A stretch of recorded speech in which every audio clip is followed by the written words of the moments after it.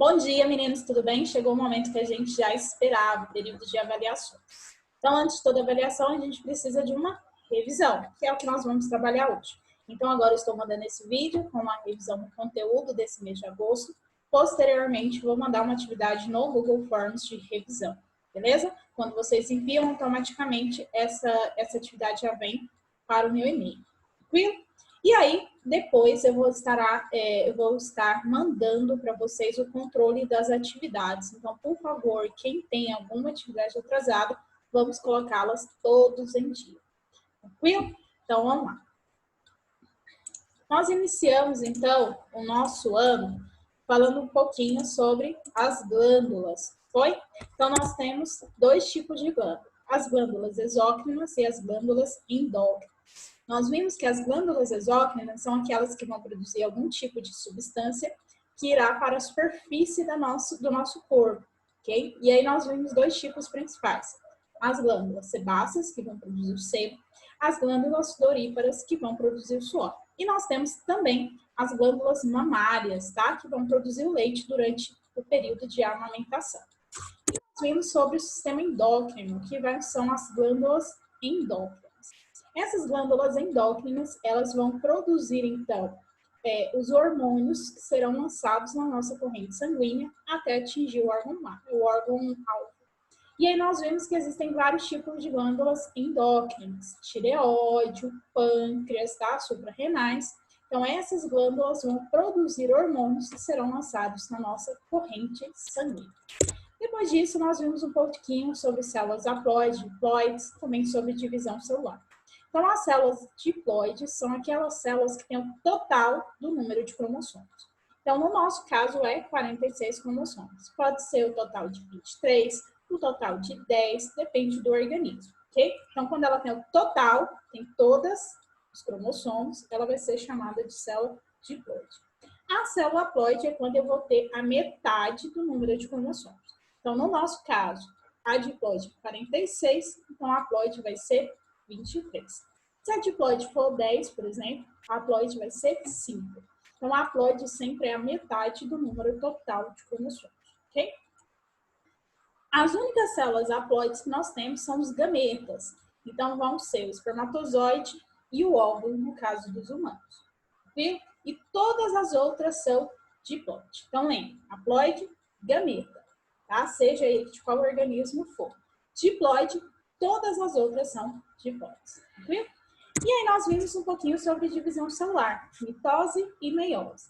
Então, na mitose, nós temos uma célula-mãe que dará origem a duas células filhas idênticas à célula-mãe. Na mitose, sempre vai ser uma célula diploide que dará origem a duas células diploide. Então, se aqui tem 46, eu vou formar duas células que também terão 46, ok? Então, mitose, célula-mãe, igual a duas células filhas. Já na meiose, a gente vai ter a formação dos gametas. Então, os gametas têm a metade do número, então são haploides. Então, uma célula-mãe diploide dará origem a 4 células filhas haploides. Viu? Então, se aqui tem 46, vai dar origem a 4 células filhas diferentes. Então, vai ser 23, ok? Então, de novo, que isso aqui é muito importante, tá? Mitose. Célula-mãe dará origem a duas células filhas idênticas à célula-mãe. Meiose. Célula-mãe dará origem a 4 células filhas diferentes da célula-mãe. Tranquilo? Bora pra frente.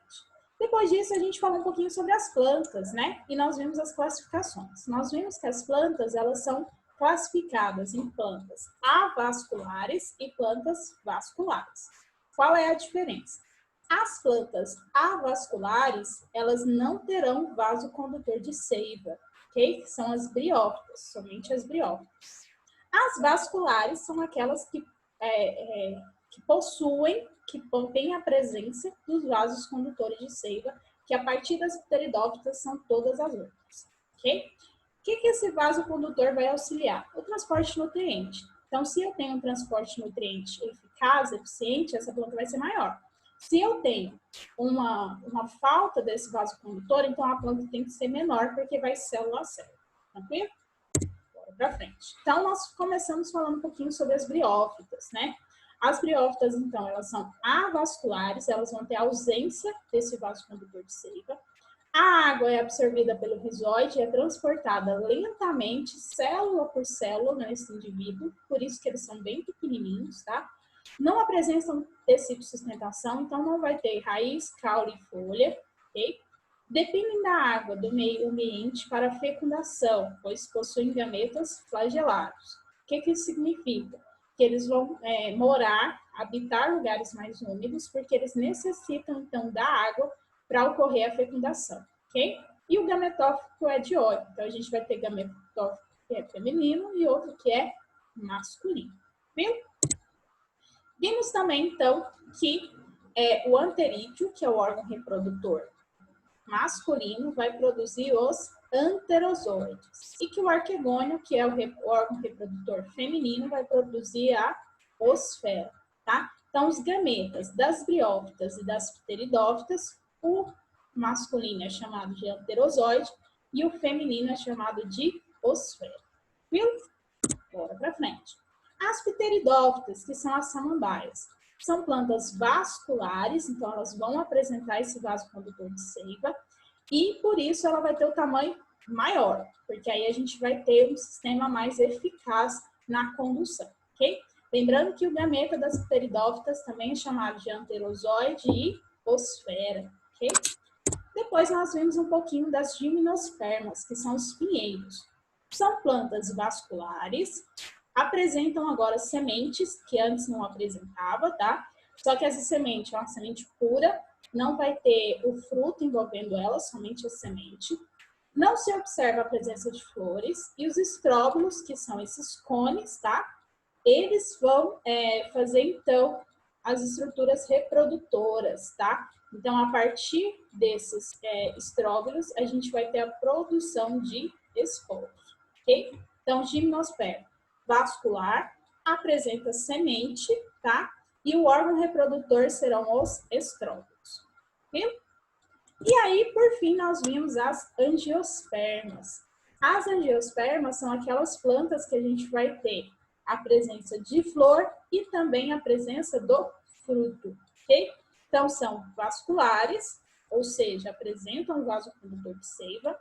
A presença do fruto envolvendo, então, a semente, né, que vai aumentar a dispersão desse tipo de planta.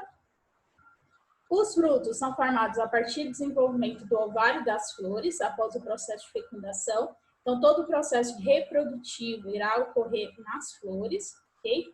E elas são importantes para o sucesso desse grupo de plantas, uma vez que atuam protegendo a semente e auxiliando na dispersão dessas estruturas. Então, o fruto, ele vai funcionar como uma forma de dispersão dessa semente, ok? Os organismos vão lá, se alimentam desse fruto e vão, então, dispersar as suas sementes. Tranquilo? Conteúdo bem bacaninha, fiz uma revisão bem tranquila, tá? A atividade está bem tranquila. Então, daqui a pouco eu vou enviar para vocês essa atividade, vocês respondam e automaticamente já vem para mim as respostas, ok? Então, é isso. Essa aula vocês vão tirar todas as dúvidas que ainda ficaram. Eu vou mandar o controle e quem tiver atividade atrasada, por favor, vamos colocar em dia. Beijo e até a próxima aula.